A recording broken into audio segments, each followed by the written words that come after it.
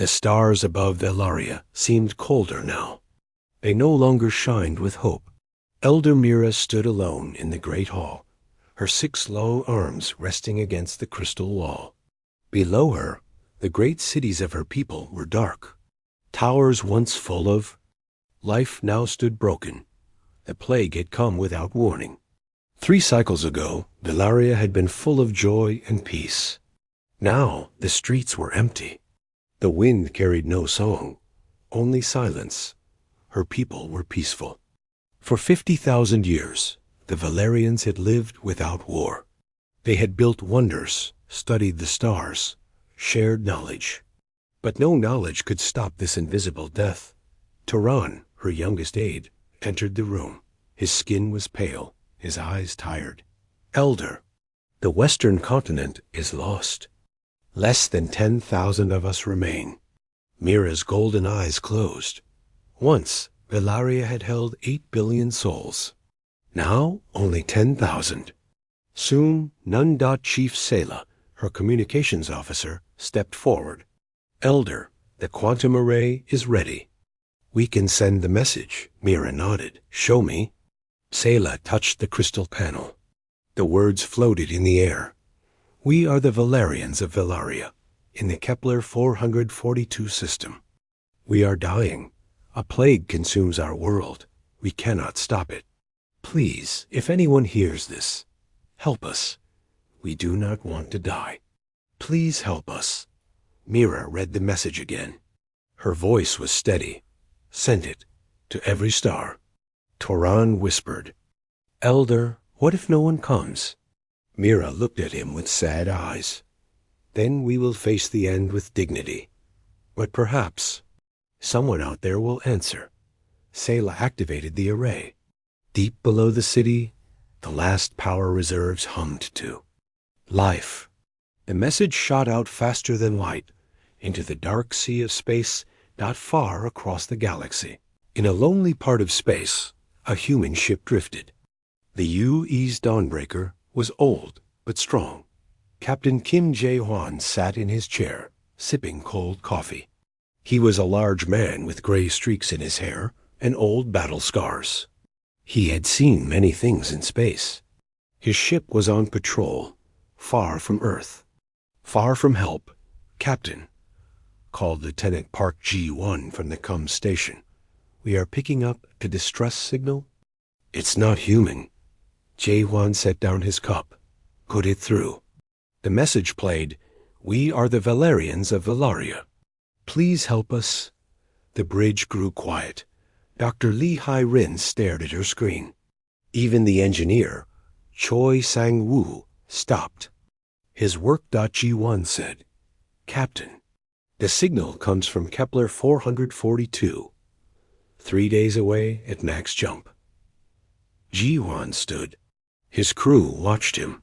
His orders from Earth Command were simple. Patrol, map routes, report. No one had told him to answer alien calls for help. But Jae-hwan was not a man to leave others to die. What do we know about Kepler 442?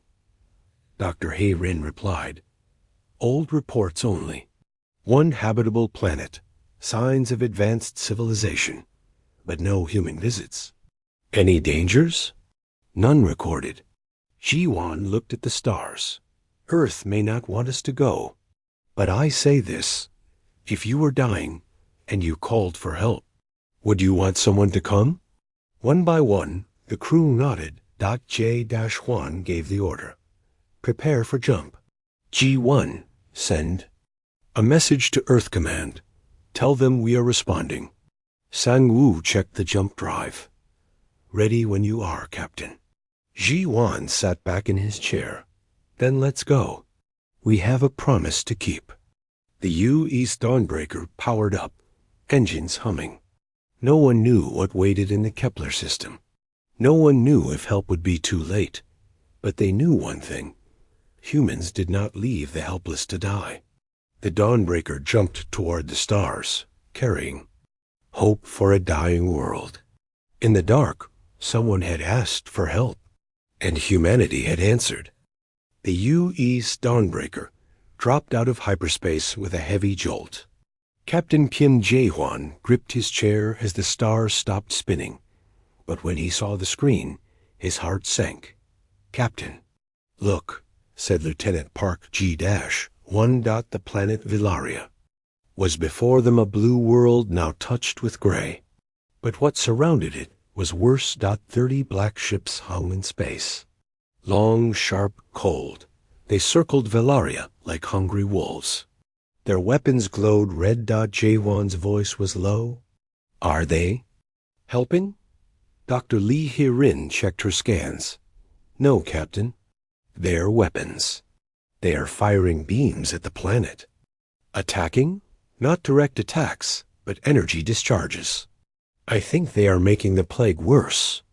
The bridge went quiet. "Unknown faction," G-1 added. "They are not answering hails, but they are scanning us." Chief Engineer Choi Sang-woo looked up. "If we fight, we will lose. They outnumber us 10-1. Jae-hwan nodded. "We came to help. We do not run. Let's find a way down." On the planet, Elder Mira looked at the dark sky. The black ships above made her people lose hope. But then something new.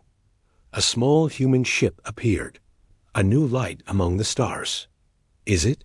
whispered Turan. Mira's voice was soft. Someone answered.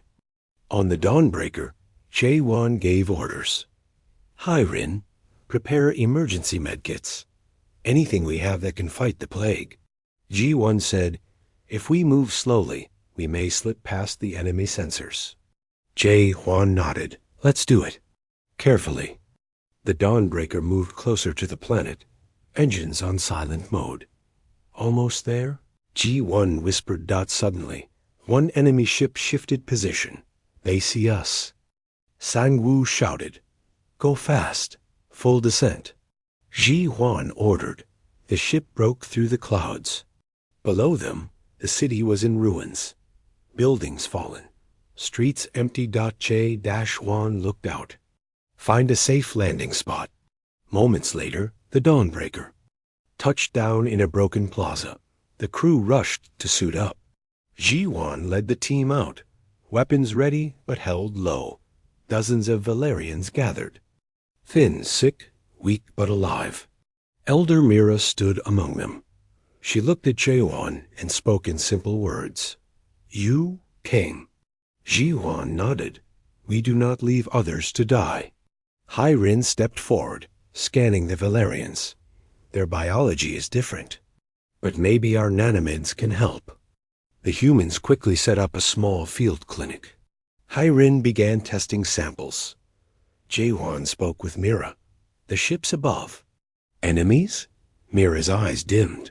"They are not known to us. They came after our message. They watch us die." Jae-hwan clenched his fists. "Then we will stop them." Suddenly, Ji-1's voice came through the com. "Captain, the enemy ships are moving. They know we landed."